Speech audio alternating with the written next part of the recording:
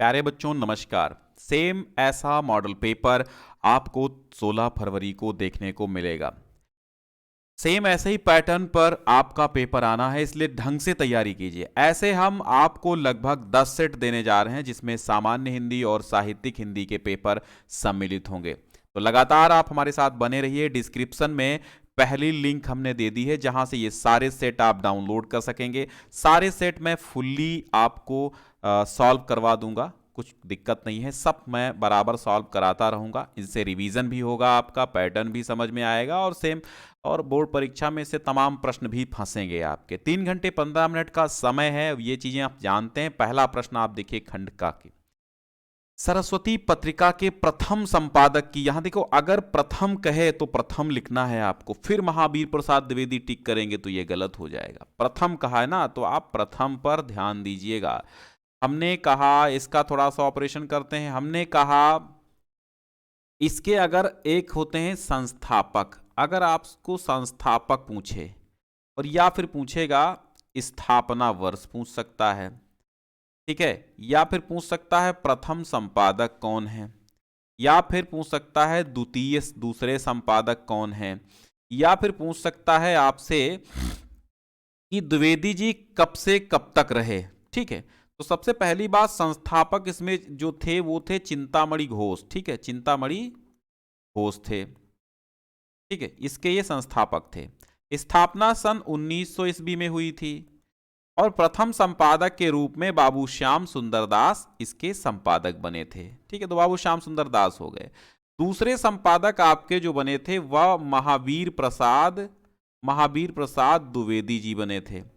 ठीक है, कब से कब तक, यानी महावीर प्रसाद द्विवेदी जी के ही संबंध में पूछेगा कब से कब तक, तो सन 1903 से लेकर के 1900 ईस्वी तक महावीर प्रसाद द्विवेदी जी रहे थे। और इसी 1900 ईस्वी से लेकर के 1922 ईस्वी के काल को हम हिंदी में द्विवेदी युग के नाम से जानते हैं। तो अगर आपसे कोई पूछे द्विवेदी युग कब से कब तक चला, तो आप देखेंगे 1900 से 1922 तक। द्विवेदी जी सरस्वती के संपादक कब से कब तक रहे, 1903 से 1900 तक। दूसरे संपादक महावीर प्रसाद द्विवेदी और प्रथम संपादक बाबू श्याम सुंदर दास। तो अब आपको आपके प्रश्न का उत्तर मिल गया होगा, यहां पर बाबू श्याम सुंदर दास आपका सही जवाब होगा। फिर अगला देखिएगा, निम्नलिखित में से कौन सा लेखक खड़ी बोली का प्रारंभिक गद्य लेखक है।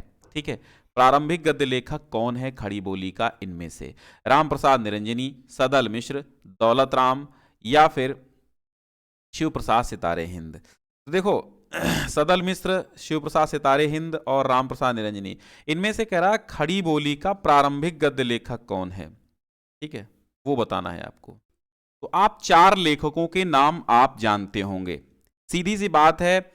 सदल मिश्र थे, नासिकेतोपाख्यान के रचयिता, तो ये प्रारंभिक गद्य लेखकों में थे। वो 4 खड़ी बोली के जो नायक थे, जैसे उनमें लल्लू लाल थे जिन्होंने प्रेम सागर लिखी, सदल मिश्र थे, मुंशी इंशाअल्लाह खां थे, सदा सुखलाल थे। तो उनमें से जो सदल मिश्र हैं ये आपके खड़ी बोली के प्रारंभिक गद्य लेखक हैं। हमने कहा कि ऐसे हम 10 सेट कराने वाले हैं, तो आपको डिस्क्रिप्शन में पहली लिंक से डाउनलोड कर लेना है। ऐसे 10 सेट आपको मिल जाएंगे जिसमें आपके सामान्य और साहित्यिक दोनों हिंदी सम्मिलित होंगी। कुल मिला के केवल सिलेबस सेम है, लगभग बस व्याकरण ही एक दूसरे से भिन्न है, बाकी सबका सेम है। चैप्टर सेम पढ़ने हैं, 1-2 छोड़ करके। सन 1957 में पद्म भूषण से अलंकृत हुए थे राय कृष्णदास, विद्यानिवास मिश्र, सच्चिदानंद हीरानंद वात्स्यायन या फिर हजारी प्रसाद द्विवेदी। ये आपका सही जवाब यहां पर होगा हजारी प्रसाद द्विवेदी। ठीक है, हजारी प्रसाद द्विवेदी 1957 में पद्म भूषण से अलंकृत हुए थे। अगला प्रश्न देखिएगा, हिंदी एकांकी का जनक किसे माना जाता है।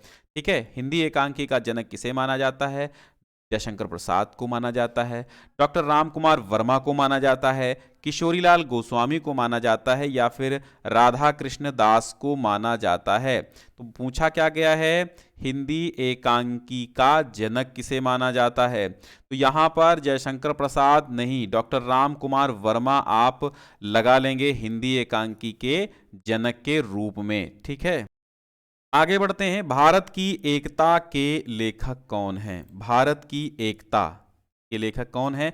हरिशंकर परसाई हैं, वासुदेव शरण अग्रवाल हैं, प्रोफेसर जी सुंदर रेड्डी हैं या हजारी प्रसाद द्विवेदी हैं। ठीक है, तो हम आपको एक जीवन परिचय जब पढ़ा चुके हैं, बेहतरीन जीवन परिचय तमाम पढ़ा चुके हैं, तो वो जीवन परिचय आप थोड़ा सा कायदे से तैयार कीजिएगा। ठीक है, अगर आप कायदे से जीवन परिचय नहीं तैयार करते हैं तो इस बार फ्लो चार्ट में लिखिएगा, फ्लो चार्ट में। ठीक है, फ्लो चार्ट में जब आप लिखेंगे तभी आपको पूरे नंबर मिलेंगे। तो मतलब बोर्ड ने कहा है, बाकी नंबर दोनों तरीके से मिल जाएंगे। फ्लो चार्ट में लिखेंगे तो ज्यादा बेहतर रहेगा, कंफ्यूजन ना हो इसलिए बता दें, भारत की मौलिक एकता या फिर भारत की एकता एक ही व्यक्ति की है और उनका नाम है वासुदेव शरण अग्रवाल। ठीक है, चलिए फिर आप देखिएगा चंद्रकांता संतति, काव्य में आ जाइए। चंद्रकांता संतति किसकी रचना है? चंद्रकांता संतति देवकी नंदन खत्री की रचना है। किसकी है?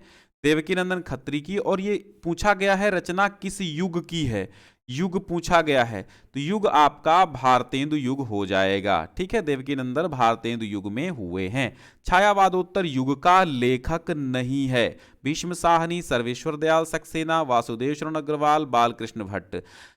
छायावादोत्तर युग की बात यहां पर की जा रही है कि तो बालकृष्ण भट्ट जो हैं ये छायावादोत्तर युग के नहीं हैं। ठीक है, ये छायावादोत्तर युग के नहीं है। ठीक है, केदारनाथ पांडे या फिर केदार पांडे किस लेखक का वास्तविक नाम है? अज्ञे का, राहुल सांस्कृत्यायन का, रामवृक्ष बेनीपुरी का या जैनेन्द्र का?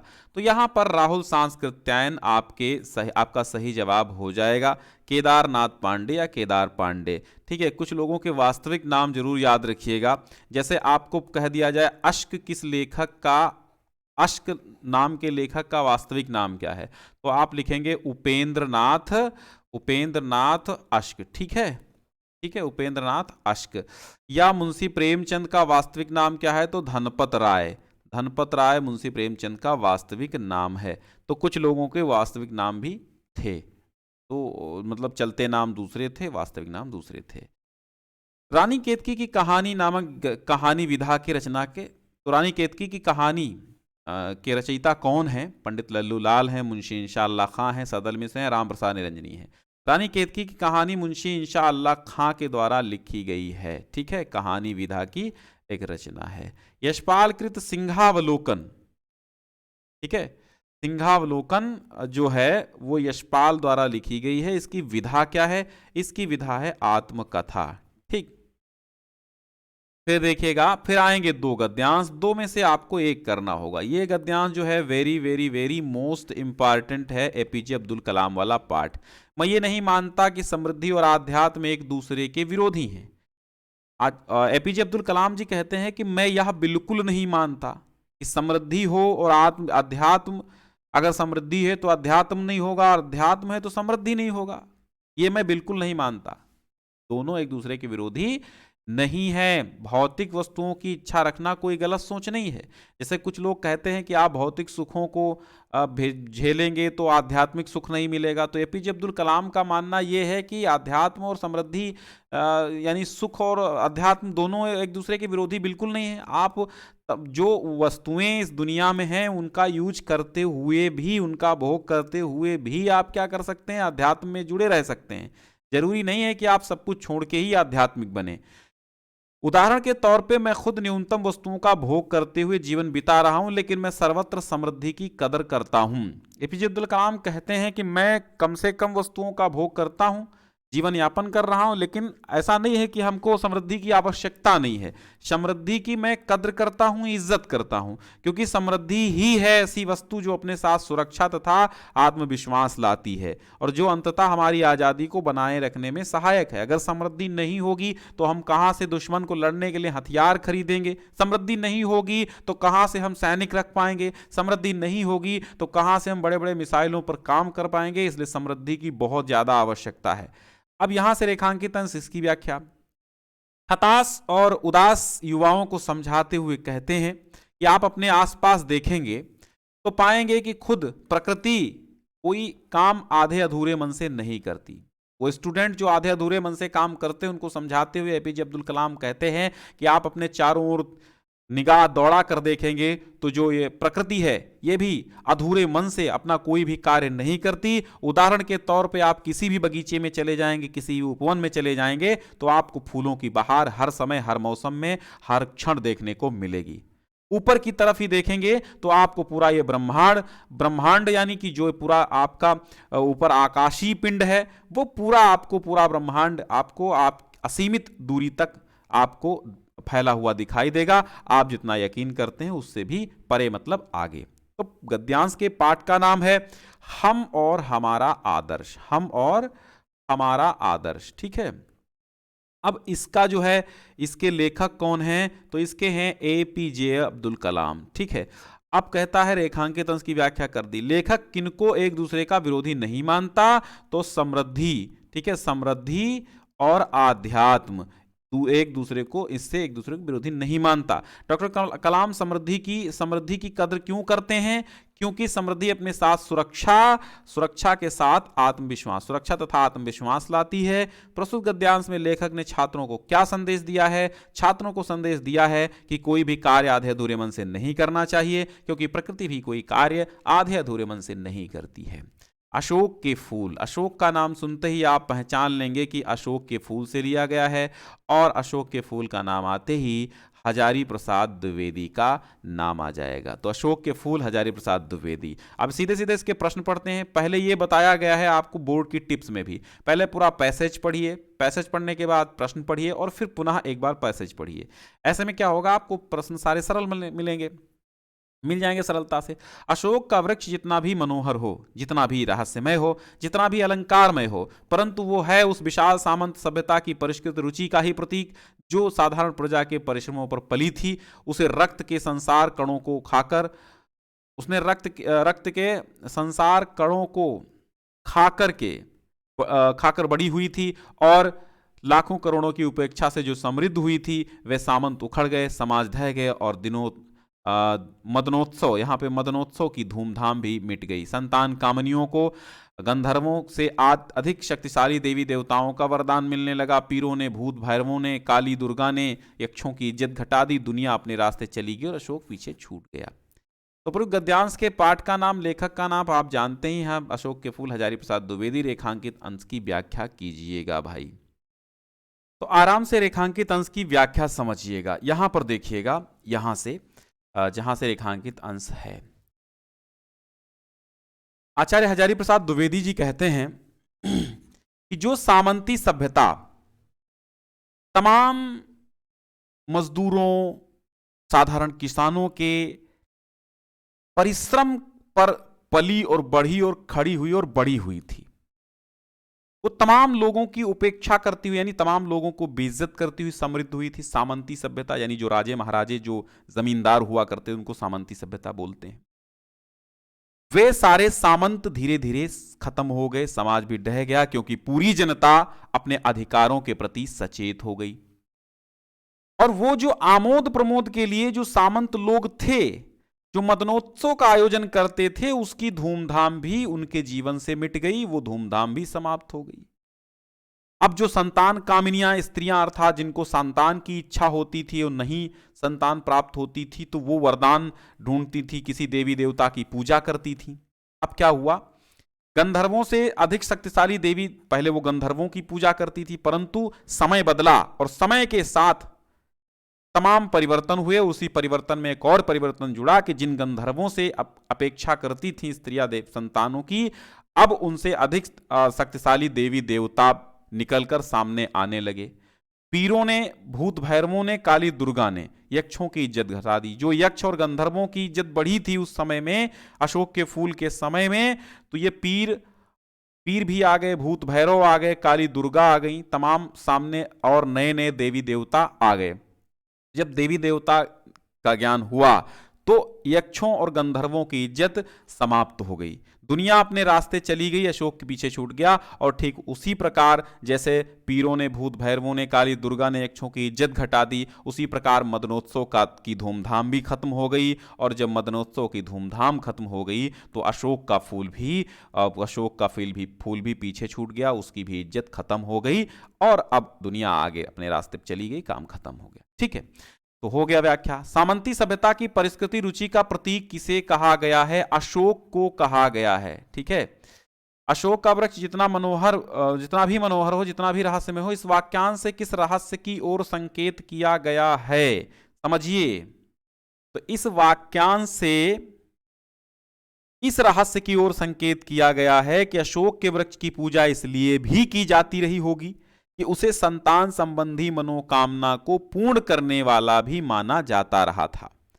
असंतान की इच्छा करने वाली, कामना करने वाली स्त्रियां अब अशोक के वृक्ष की शरण में जाकर उसकी पूजा नहीं करती। यही इस रहस्य का अर्थ है। ठीक है, रहस्य वही है। प्रस्तुत गद्यांश के अनुसार सामंत क्यों उखड़ गए? सामंत क्यों उखड़ गए, बताइए।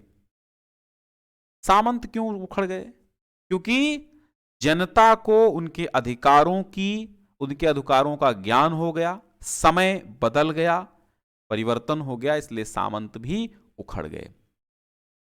यह मनुज ब्रह्मांड का सबसे सुरम्य प्रकाश। हमने आपको पढ़ाया, कहां पढ़ाया? हमने आपको अभिनव मनुष्य में पढ़ाया।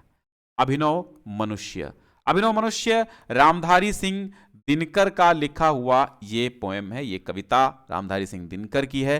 तो कहते हैं कि यह मनुष्य, मनुज मतलब मनुष्य, जो ब्रह्मांड का सबसे सुरम्य अर्थात सबसे रमणीय, सबसे सुंदर प्रकाश है, जिससे भूमि और आकाश मंडल, भूमि मंडल कुछ भी जिससे छिपा नहीं सकते, अर्थात उस मनुष्य को सब कुछ ज्ञात हो चुका है, वो चाहे भूमि के बारे में हो चाहे आकाश के बारे में हो। ये मनुष्य जिसकी शिखा उद्दाम, शिखा मतलब होता है बुद्धि, उद्दाम मतलब बहुत अधिक तीव्र है, कर रहे जिसको चराचर भक्ति युक्त प्रणाम, जिसको चर और अचर समस्त प्रकार के प्राणी भक्ति से परिपूर्ण होकर प्रणाम कर रहे हैं, अर्थात उसने सब पर विजय प्राप्त कर ली है। यह मनुष्य जो सृष्टि का श्रृंगार, ज्ञान का, विज्ञान का, आलोक का आगार, और ये जो मनुष्य है जो संपूर्ण सृष्टि का श्रृंगार है, ये ज्ञान का भी, विज्ञान का भी तथा आलोक माने प्रकाश का भी, आगार माने घर है, ये प्रकाश का भंडार है। क्योंकि व्योम से पाताल तक सब कुछ इसे है गेय। क्योंकि व्योम मतलब आकाश मंडल से पाताल तक सब कुछ इसे गेय है, अर्थात ज्ञात है, सब कुछ जानकारी है। न यह परिचय, किंतु न परिचय मनुष्य का, यह न उसका श्रेय, परंतु यह परिचय मनुष्य का मनुष्य से नहीं है। मनुष्य का परिचय ये नहीं है, ना तो यह उसका श्रेय है। श्रेय उसका बुद्धि पर चैतन्य उर की जीत।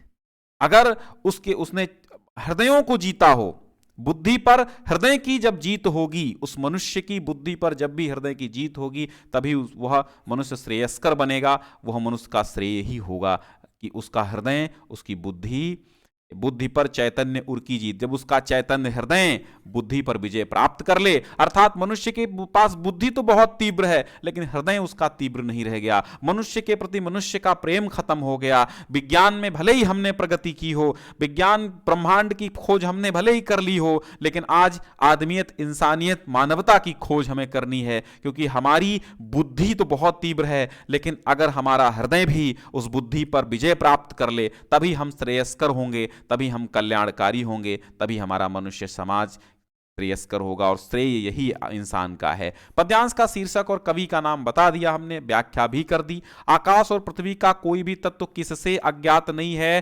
तो मनुष्य से अज्ञात नहीं है। संपूर्ण व्याख्या, फुल व्याख्या और रिवीजन भी यही है, सब कुछ यही मान सकते हो। 10 सेटों में कुछ बचेगा नहीं, ये भी आप समझ लीजिए, पूरी बुक हो जाएगी।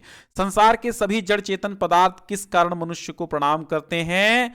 उसकी बुद्धि के कारण। ठीक है, संसार के सभी जड़ और चेतन किस कारण से प्रणाम करते हैं? उसकी ऊंची बुद्धि के कारण, तीव्र बुद्धि के कारण। आकाश शब्द के 2 पर्यायवाची लिखिएगा तो अंबर हो जाएगा, व्योम हो जाएगा, नभ हो जाएगा, शून्य हो जाएगा, अंतरिक्ष हो जाएगा, तमाम है। वैरोगी होंगे प्रेम जिन्हें अनुभव रस का कटु प्याला है, वे मुर्दे होंगे प्रेम जिन्हें सम्मोहनकारी हाला। अज्ञेय का मैंने आहुति बनकर देखा, अज्ञेय की कविता है, मैंने आहुति बनकर देखा, आपने पढ़ी होगी, मैंने आहुति बनकर देखा, अज्ञेय का पोएम है। ठीक है, उन्होंने अब अज्ञेय जी इसमें कहते हैं कि वे रोगी होंगे प्रेम जिन्हें अनुभव रस का कटु प्याला है, कि वे व्यक्ति रोगियों के समान होंगे जिन्हें यह प्रतीत होता है कि ये जो प्रेम है वो रस का कड़वा प्याला है, और वे मुर्दे होंगे प्रेम जिन्हें सम्मोहनकारी हाला है। वे व्यक्ति भी मुर्दों के समान हैं जिनको ऐसा लगता है कि जो प्रेम है वो एक मदमस्त कर देने वाली, वशीकृत कर देने वाली हाला के समान है, मदिरा के समान है। वे लोग भी कैसे होंगे? मुर्दों के समान होंगे। ठीक है, तो फिर आगे देखिएगा, मैंने विदग्ध हो जान लिया, अंतिम रहस्य पहचान लिया। मैंने विदग्ध मतलब जल करके ये जाना है, और हमने इस प्रेम के अंतिम रहस्य को भी पहचान लिया है, क्योंकि मैंने आहुति बनकर देखा है। इस प्रेम रूपी यज्ञ की ज्वाला में मैंने स्वयं को आहुति बना करके देखा है।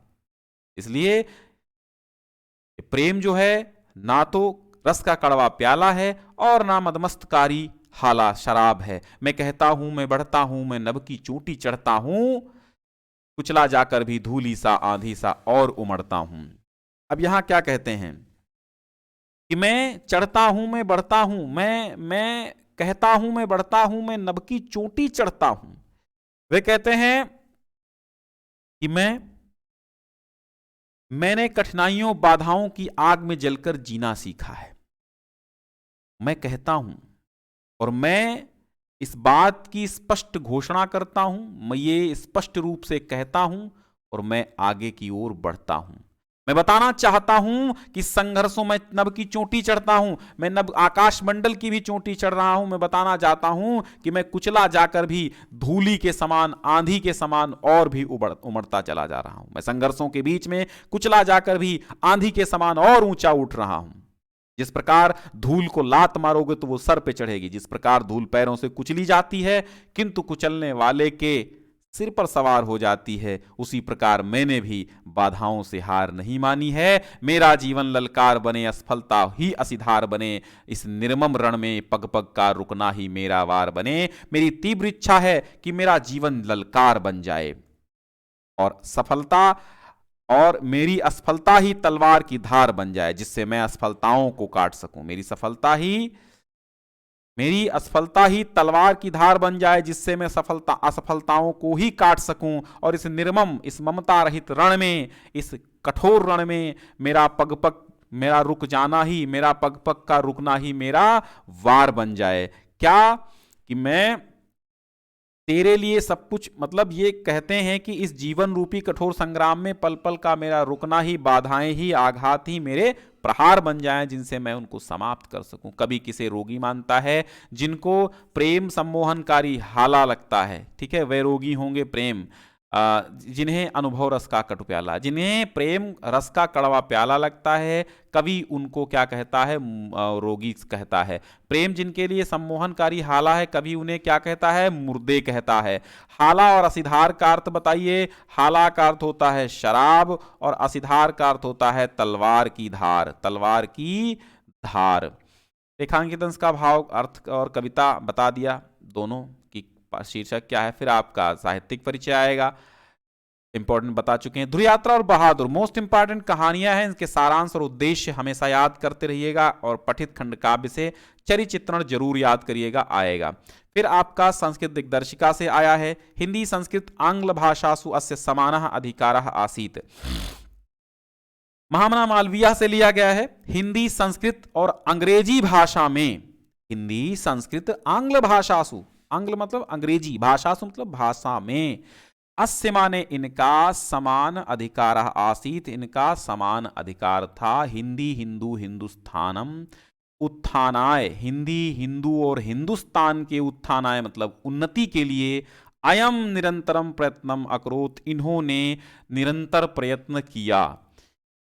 शिक्षयेव, शिक्षा से ही, शिक्षयेव मतलब शिक्षा से ही, देशे देश, समाजे समाज में, नवीना, नवीना माने नवीन, शिक्षा से ही देश और समाज में नवीन प्रकाश उदित, नवीन प्रकाश उदित होता है। अतः श्री मालवीय, अतः श्री मालवीय जी ने वाराणस्याम, वाराणसी में काशी हिंदू विश्वविद्यालय से, काशी हिंदू विश्वविद्यालय की संस्थापना अकरोत, स्थापना की।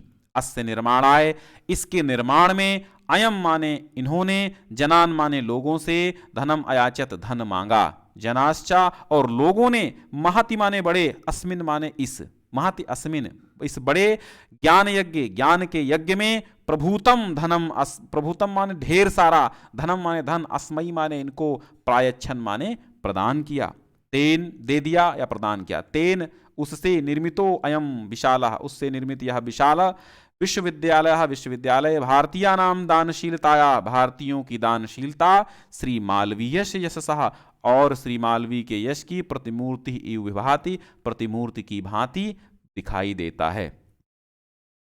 बौद्ध युगे इमे सिद्धांता वैयक्तिक जीवनस्य अभ्युत्थानाय प्रयुक्ता आसन। बौद्ध युग में ये सिद्धांत वैयक्तिक जीवन के अभ्युत्थानाय, अब ये कहाँ से आ गया है, ये पंचशील सिद्धांत से है। ये अभ्युत्थानाय मतलब सब फिर से समझिए, बौद्ध युग में ये सिद्धांत वैयक्तिक जीवन के अभ्युत्थानाय उन्नति के लिए प्रयुक्त आसन प्रयुक्त थे, परंतु अद्य आज इमे सिद्धांता ये सिद्धांत राष्ट्राणाम राष्ट्र की परस्पर मैत्री सहयोग कारणानि आपस में मैत्री मित्रता के सहयोग के कारण है, मित्रता सहयोग के कारण है। विश्व बंधुत्वस्य विश्व शांतेश्च साधनानि सन्ति, और विश्व बंधुत्व के तथा विश्व शांति के साधन हैं। क्या? यही सिद्धांत, पंचशील सिद्धांत। राष्ट्रनायकस्य राष्ट्रनायक श्री जवाहरलाल नेहरू महोदय से, श्री जवाहरलाल नेहरू महोदय के प्रधानमंत्रित्व काले, प्रधानमंत्रित्व काल में चीन देशेन सह, चीन देश के साथ भारतस्य मैत्री, भारत की मित्रता में पंचशील सिद्धांतान पंचशील सिद्धांतों को अधिकृत्य एव अभवत, यानी प्रधानमंत्रित्व काल में किसके? पंडित जवाहरलाल नेहरू महोदय के प्रधानमंत्रित्व काल में चीन देश के साथ भारत की मित्रता इन्हीं पंचशील सिद्धांतों को अधिकृत करके ही हुई।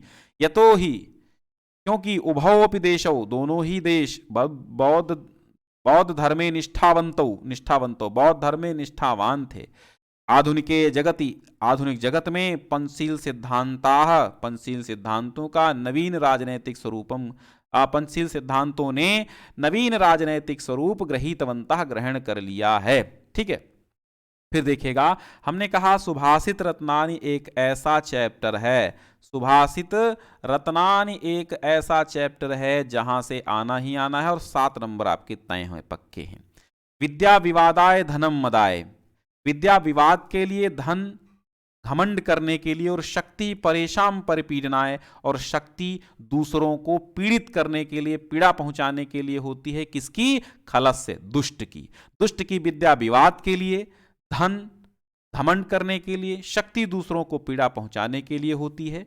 और विपरीतम एतत्, इससे विपरीत साधो, साधु की इससे विपरीत विद्या ज्ञानाय, ज्ञान के लिए, और धनम दानाय, धन दान के लिए, और शक्ति ही च रक्षणाय, और शक्ति दूसरों की रक्षा के लिए होती है। समझ गए आप? फिर से समझिए कि विद्या विवाद के लिए, दुष्ट की विद्या विवाद के लिए, धन घमंड करने के लिए, शक्ति दूसरों को पीड़ा पहुंचाने के लिए होती है। उसके विपरीत साधु की विद्या धन ज्ञान के लिए, धन दान के लिए, तथा शक्ति दूसरों की रक्षा के लिए होती है। ठीक है, यह भी सुभाषित रत्नानि से आया है। ऋषयो राक्षसीम आहु वाचम उन्मत्त द्रप्तयो, जो घमंडी लोगों की वाणी को ऋषियों ने राक्षसी वाणी कहा है। सह योनि सर्व वैराणाम, वही सभी वैरों की योनि अर्थात उत्पत्ति स्थल है, सभी वैरों का। साही लोकस्य निरति, और वही लोक की संसार के विनाश का कारण है। फिर आप देखिए मुहावरे लोकोक्तियां, 9-2-11 होना, भाग जाना, चोर पुलिस को देख के 9-2-11 हो गई। पानी पानी होना, लजा जाना, शर्मा जाना, वहां पर बेइज्जती होने का कारण वह पानी पानी हो गया। सावन हरे न भादों सूखे, सदैव एक जैसा रहना, जैसे बिहारी जब से सरकारी अध्यापक हुआ है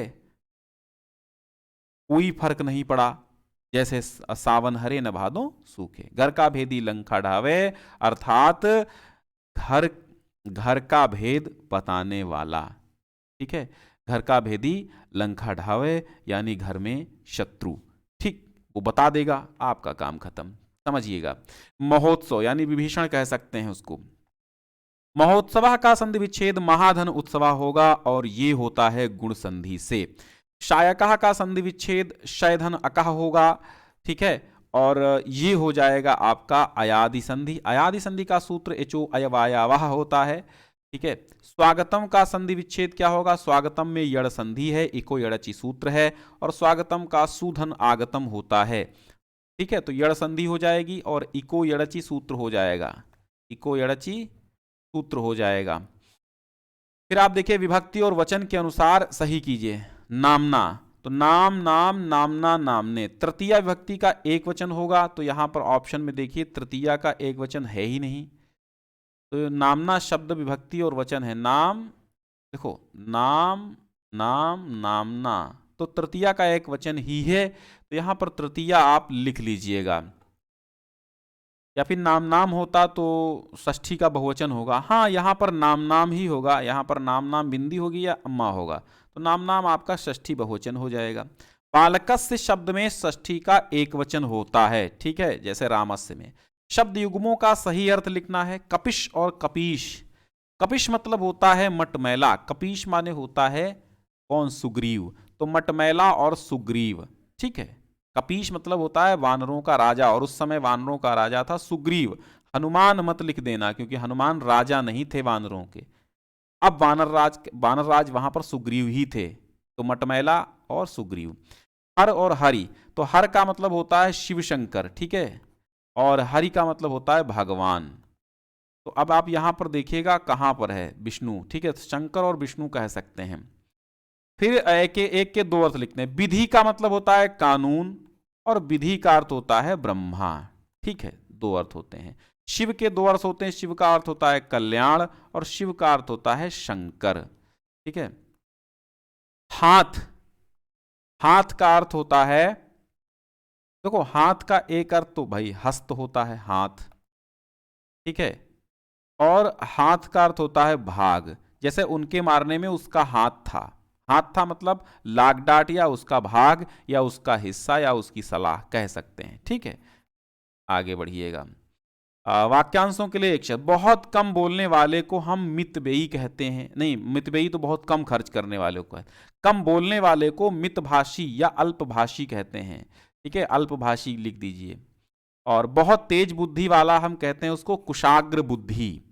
इन्हीं दो वाक्यों को शुद्ध करना। उसका प्राण नहीं, उसके प्राण, उसके प्राण निकलने वाले, वाले हैं, तब यह शुद्ध होगा। कृष्ण और राधा नृत्य कर रहे हैं। ठीक है, यहां पर रहे हैं तभी शुद्ध होगा। मैं कलम के साथ नहीं, मैं कलम से लिखता हूं। अध्यापक कक्षा में पढ़ा रहा नहीं, पढ़ा रहे हैं, क्योंकि इज्जत के साथ बात की जाती है। करुण रस और हास्य रस। करुण रस, आप क्या इसका उदाहरण लिखेंगे कि इस करुणाकलित हृदय में अब विकल रागनी बजती, क्यों हाहाकार स्वरों से वेदना असीम गरजती। स्पष्टीकरण भी आप याद करिएगा, जिनका जो सरल उदाहरण है, जिनका स्पष्टीकरण आपको ढंग से याद हो पाए, वही उदाहरण याद करिएगा, ताकि आपको करुण रस में आराम रहे। ठीक है, मणिकोए भुजंग सी जन्नी वाला भी याद कर सकते हैं। हास्य रस का उदाहरण देखिएगा। हास्य रस के अब तमाम उदाहरण आपको मैंने बता दिए हैं, तो आप सीधे सीधे हंसी हंसी भाजें देखे दुल्हा दिगंबर को पाहुनी जावे हिमाचल के उछाह में। तो स्थायी भाव आपका हास्य रस का हास होता है, और करुण का शोक होता है। अब उत्प्रेक्षा अलंकार, जहां उपमेय में उपमान की संभावना हो वहां उत्प्रेक्षा अलंकार होता है। जनु जानो मनु मानो आदि वाचिक शब्द लगे होते हैं, वाचक शब्द। ठीक, उपमा अलंकार, तो उस काल मारे क्रोध के तन कांपने उनका लगा, मानो हवा के जोर से सोता हुआ बादल जगा, ये उत्प्रेक्षा हो जाएगा। उपमा अलंकार, जहां उपमेय में उपमान की तुलना की जाए वहां पर उपमा अलंकार होता है। जैसे पीपर पात सरिस मन डोला, ये भी उपमा अलंकार हो गया। ठीक है, सासी से सदृश जहां पर लग जाए वहां उपमा होता है। और दोहा छंद देखिएगा, और कुंडलिया छंद। कुंडलिया छंद में हमने आपको कई बार कहा कि पॉकेट में पीड़ा भरी, जिससे स्टार्ट होता है जिस शब्द से उसी पर खत्म होता है। 24-24 मात्राएं होती हैं। रोला और दोहा मिलकर के कुंडलिया बनाते हैं। ठीक है, 6 चरण होते हैं इसमें, जिसमें 6 चरण होते हैं, और जिस शब्द से प्रारंभ होता है उसी शब्द पे अंत होता है। 24-24 मात्राएं होती हैं। सुनिएगा, पॉकेट में पीड़ा भरी कौन सुने फरियाद, और ये महंगाई देखकर आते वे दिन याद। वे दिन आते याद, जेब में पैसा रखकर सौदा लाते थे बाजार से थैला भरकर। धक्का मारा युग ने मुद्रा की क्रेडिट में, रुपए हैं थैले में सौदा है पॉकेट में। अब देखिएगा यहां पर ग्राम प्रधान की ओर से अपने जनपद के जिलाधिकारी को पत्र लिखना है गांव की सफाई। मैंने स्वच्छता के संबंध में जिसको लिखना है उस पर पता केवल चेंज करना होगा, बाकी वही चीजें रहेंगी। फिर यहां पर नियुक्ति आवेदन पत्र है, 2 ही याद करने हैं आपको, कोई 3 में से याद कर लीजिएगा, 2 हो जाएगा। मेरा प्रिय कवि तुलसीदास, आतंकवाद, छात्र अनुशासन, पढ़े बेटियां बड़े बेटियां, तो यहाँ पर 2 ये हम बताए थे, उनमें से यहाँ पर फंसे हुए इस पेपर में है। तो आपको कायदे से तैयार कर लेना भाई। 7-8 नंबर में आपका आता है ये, 7 से 10 नंबर में कितने में आता है, हाँ शायद 9 नंबर, हाँ 9 नंबर में आपका आता है क्या, आपका निबंध। तो निबंध आप जो है चूकिएगा नहीं, निबंध बहुत इंपॉर्टेंट है, पूरे नंबर चले जाएंगे, निबंध ही आपका स्कोर तय करता है। ठीक है, तो आप आराम से याद करिएगा। डिस्क्रिप्शन में पहली लिंक है जहां से इस पेपर को डाउनलोड कर लीजिएगा ताकि आपकी परीक्षा बहुत अच्छी हो जाए। शुभकामनाएं हैं, मिलते हैं अगले पेपर के साथ।